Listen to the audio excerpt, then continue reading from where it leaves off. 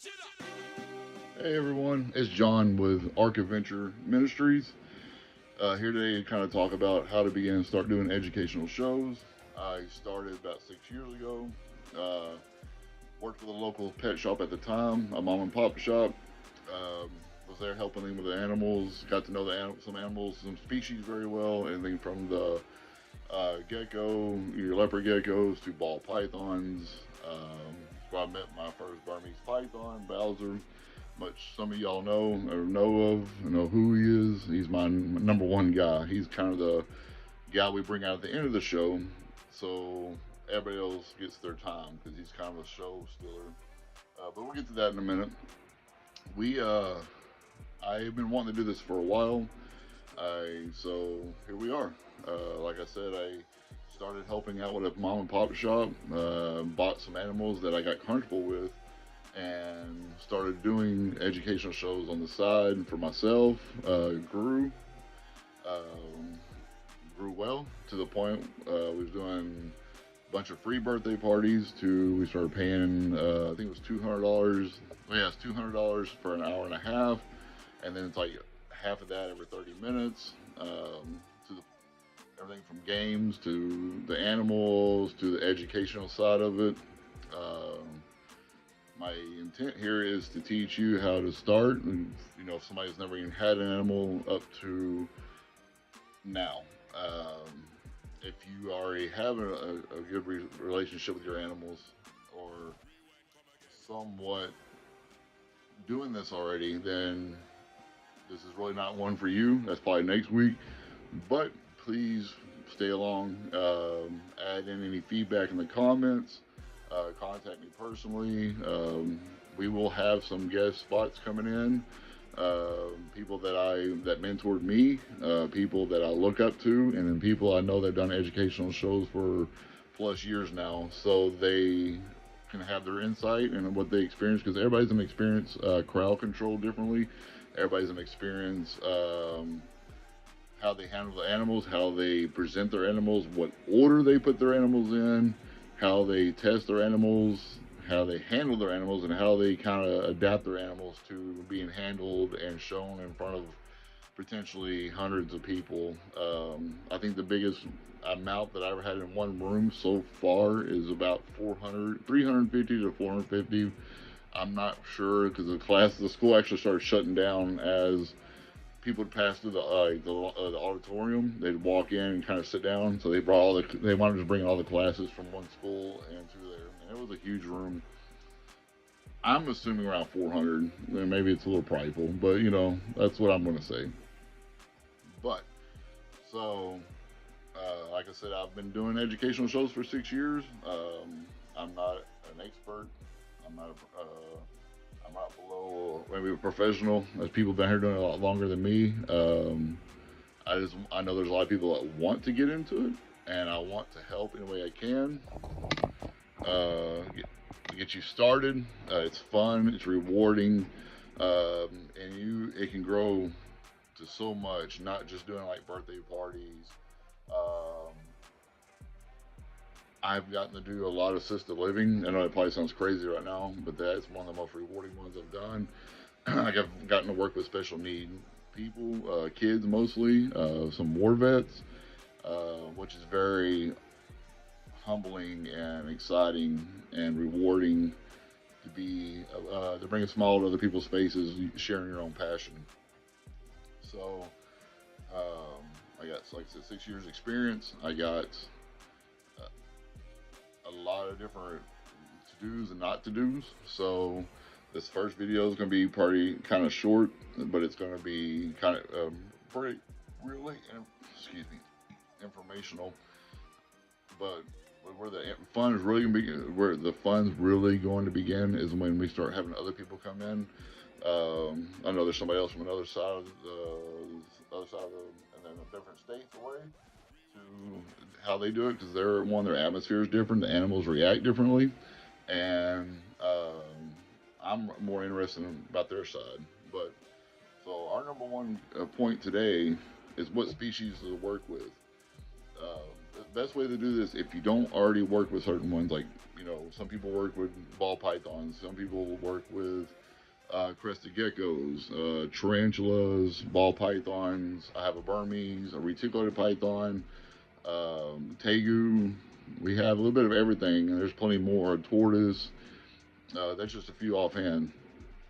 Yeah, selection is better. If you have more of a selection, I focus more on the reptile side of it. That's what I'm comfortable with. If you're more of the furry kind of person, as in, like guinea pigs, you can add all that, but once again, that becomes an order of how you want to do your show, because you can't bring in the guinea pig, have that sent all over you and pass around everybody if you're going to bring out something that would eat, that's naturally their diet, because then they smell that the whole time, right? So first off, like I said, species. I went to a local mom and pop store. That's where we actually bought our first ball python. We'll get it if anybody wants to know that story, how we got our first snake. All my family, from growing up to my wife, were against reptiles. Now we own dozens, if not, we've had, and much more at one point in time. To the point where we did so many shows that we actually was able to buy a pet store, an exotic pet store, and make it our own. But that wasn't for me. Selling animals I didn't like. So enough of that. But we are back to doing shows. So I don't like going to big chains. Not that I have anything really against them. It's just you don't get to handle as much. You don't get to work with them as much. And if you build a rapport with the actual mom and pop self-owned reptile shops, like me, I was able to walk in eventually after a while, and they throw me the keys, and I help show off animals. I'd help do little side shows to the side. They help train me in that sense, where dealing with crowds, because I'm not a crowd kind of guy. I don't like crowds. I prefer to be like a one-on-one kind of thing, and the shows were great. They helped me teach me to work with different types of people, different attitudes, different personalities, and you have to learn how to bring that in and draw that in where everybody can have fun.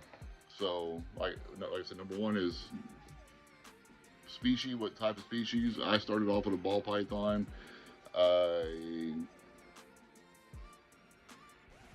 The Burmese python, Bowser, and then we had a tarantula, a pink-toed tarantula, and I think a rabbit. Something, a little bit for everybody. But you got to know your species. You got to work with them. You can't just go buy these animals. Some people do this. It works for some, but it can't hurt the community, or it could hurt our way of educating people. Because if you go buy an animal, let's say you buy a ball python, you don't know it, it hasn't struck at you yet, it's all good, everything seems fine, and you bring, if you get you a crested gecko, or if you get a tarantula, or something, you want mostly handleable stuff. You want to take something that's really handleable. You want something that's trustworthy, and that's not gonna fly off from you. So back to building. That being said, back to what I was saying, you got to build a relationship with the animals. You got to work with them. I would say at least 3 years with your animals. Some people say shorter, some people say longer. 3 years was good for me. I learned daily, worked with my animals, and as the first year goes by, about that year and a half mark, that's when I started showing them their friends and family. I would go to their, with permission, obviously, but I'd take them to like houses and stuff and let other people handle them slowly, because my kids would handle them after me, and then we worked with other people and see if they could handle the new faces, the new environments, the outside environments, because a lot of people want to do their birthday parties outside, and if you are not comfortable with that, you got to work with that. You either got to do it outside, and if you're scared they're going to run away, or you just let them know, hey, we only do it on the inside, then y'all can work out something from there. During the winter, we only do shows inside, obviously, because it's warm. At first we hear, no, we can't have them in the house. My wife is scared, my husband's scared, blah, blah, blah. And 9 times out of 10, maybe 8 times out of 10, they usually let us inside the house. Like, okay, I'm like, hey, only I can do this show. It's like 20 degrees outside.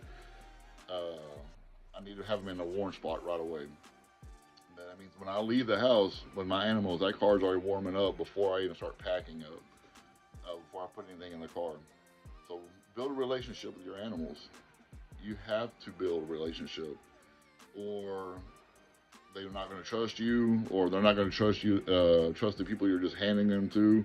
And there is techniques, a way of getting people to handle your animals. We'll also go into that in the future.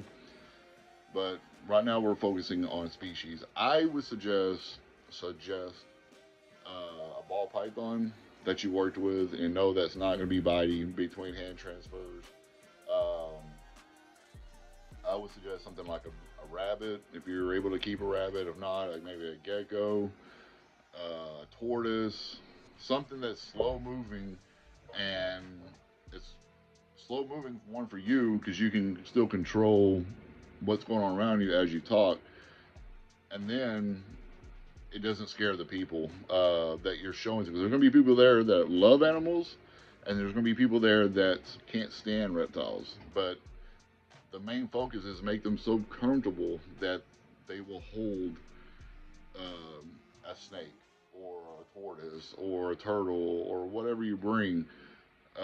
There's always a one person, kind of a future note. There's always one person that says, "I will never hold a snake," and that becomes a challenge for me.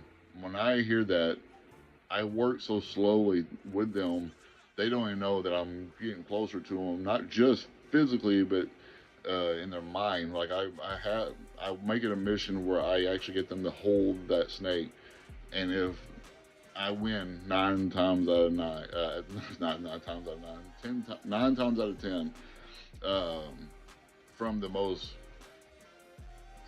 phobia of snake person to the most like I like them, but and from a distance person, and you're gonna get both in every show.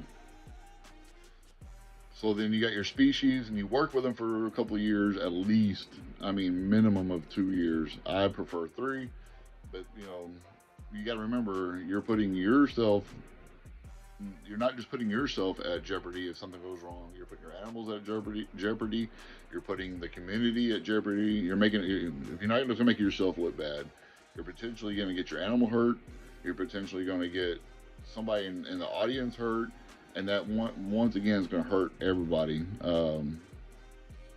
You will take the blunt of the problem, but it will put a bad light on everybody else that does this. And I don't want to be that guy. That's my biggest fear, is make it harder for anybody else to do this kind of show. So you got your animals, right? You got your few species that you want to work with. And my biggest number is at least 4. If you're able to, if you're only gonna have 4, say I'm only gonna have 4 for this first like 2 years, I'm gonna do shows, because you're not really gonna show the same people. You might run into the same people, but you're not gonna do the same show over and over and over for the same person. So those 4 will last you for a little bit. Just say, hypothetically, you say I'm gonna stick with 4. If you're able to, it's best to have doubles. 2 ball pythons, 2 whatever you have. Your other 3 are. Because one's going to have a moment where they don't want to be handled. It happens all the time. Or they're in shed. And that might be the reason why I have a Tegu. One day I can play with him and have him out and crouch. Next time, he has nothing to do with me. He doesn't want to be out of his cage. He'll let you know, no, not today. And now, what do I have? If I have 1 or 2 out of my collection doesn't want to be handled that day, you can't force them, because you're going to cause problems for them. You're going to break your trust with them. You're going to break the trust with the crowd when then somebody gets hurt. I didn't mean to laugh, but it's funny how some people think you can just force these animals to do whatever, and you can't. It has to be their way of thinking, pretty much. And you have to make them think this is what they want to do.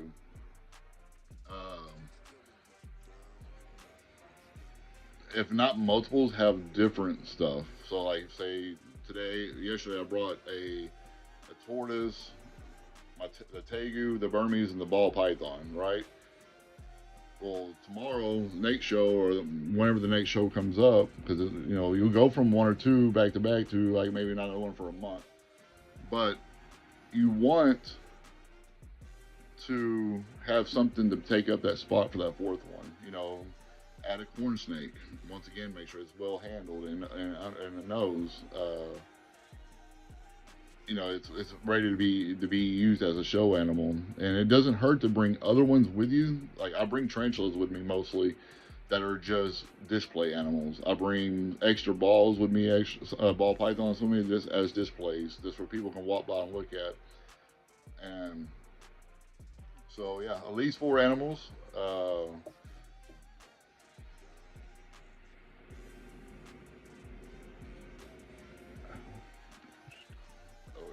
So, trying to cut that part out. But and then here's your next thing. Okay, so you got your animals. You've been working with them for a while. You got your backups if possible. Next thing you know, your animal, you're sitting at your desk, your table, bed, whatever, going, now what do I do now? This is what I did. It might not work for you. This is what worked for me. If you don't have the capability of buying business cards, or they're not coming in, like mine did, for my first set of business cards ever. I actually might still have one. I'm hoping, because I wanted to keep one. I don't see it anywhere. It's here somewhere. But my lovely wife printed me out some on regular printer paper and made it a quick design. Here's my my phone number. Here's my email. Set up an email wherever your name comes up. Make sure nobody else is using the name, obviously.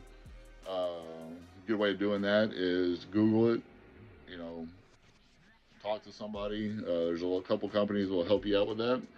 But if you're just starting off, because you think right now, I'm just starting off, that doesn't really matter. Well, if you happen to really like that name and you start getting big and they hear it, they can sue you for one. But two, even if they don't hear it and you try to use it and you go, oh, it's already taken, now you got to rebrand yourself. And that's harder than what it sounds. You just can't go, oh, today, like me, I was Super Serpents for years.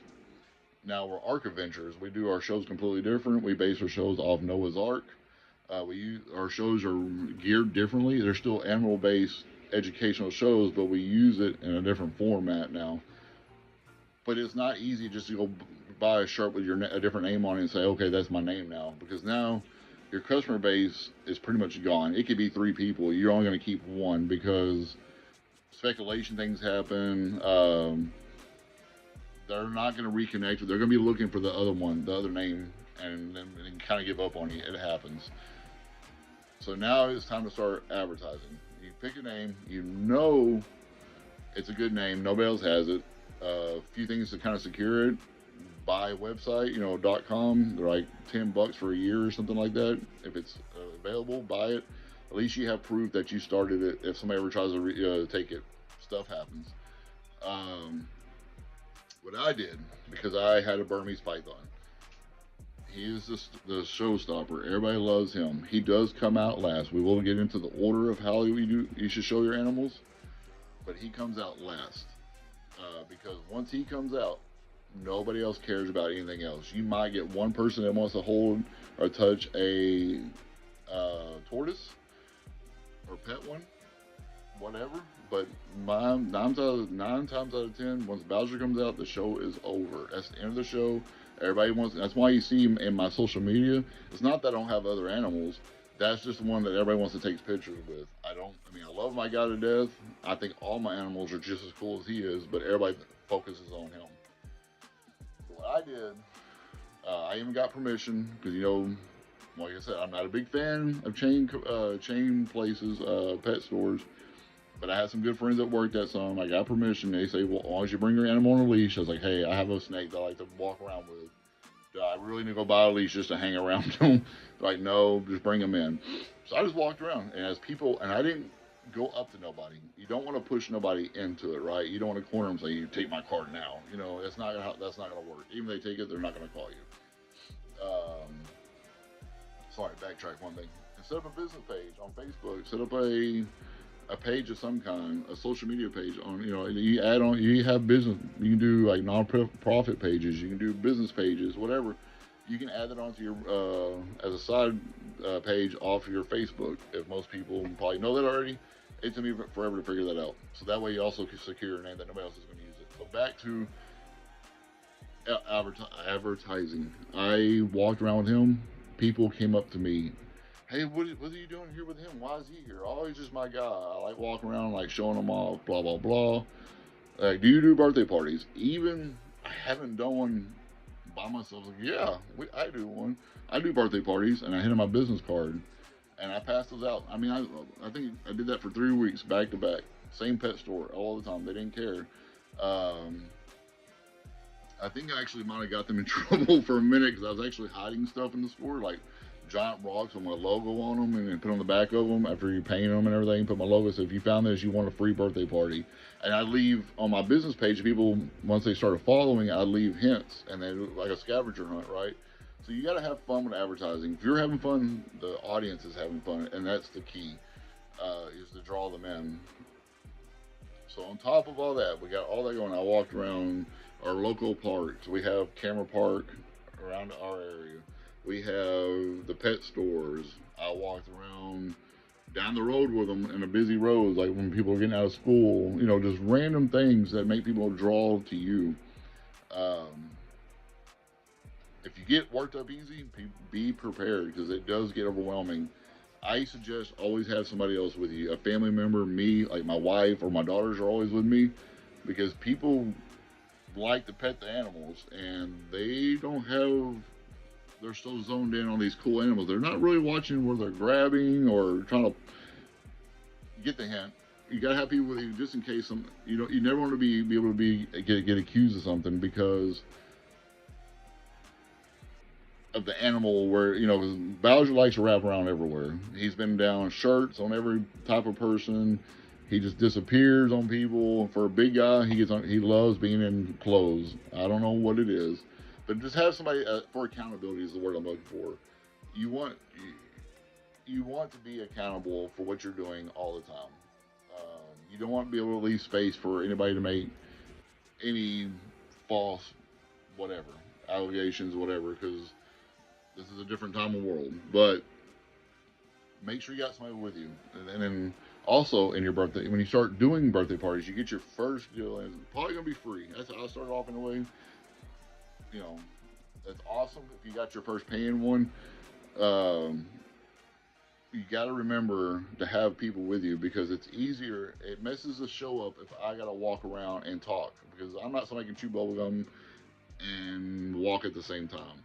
So as I'm done talking and presenting my animals, I let my daughter or whoever walk around and let people pet them. And when you let people pet, it's called a two-finger pet. You got your snake, right? You let them do like this during the show or whatever, because you don't want them grabbing on them, because you can't stop. You don't have time, especially if it's crowded. Birthday parties have at least 30 people, counting adults, who want to be a part of this. And believe it or not, they say they won't, they will. You got to pet. They let them pet with two fingers. So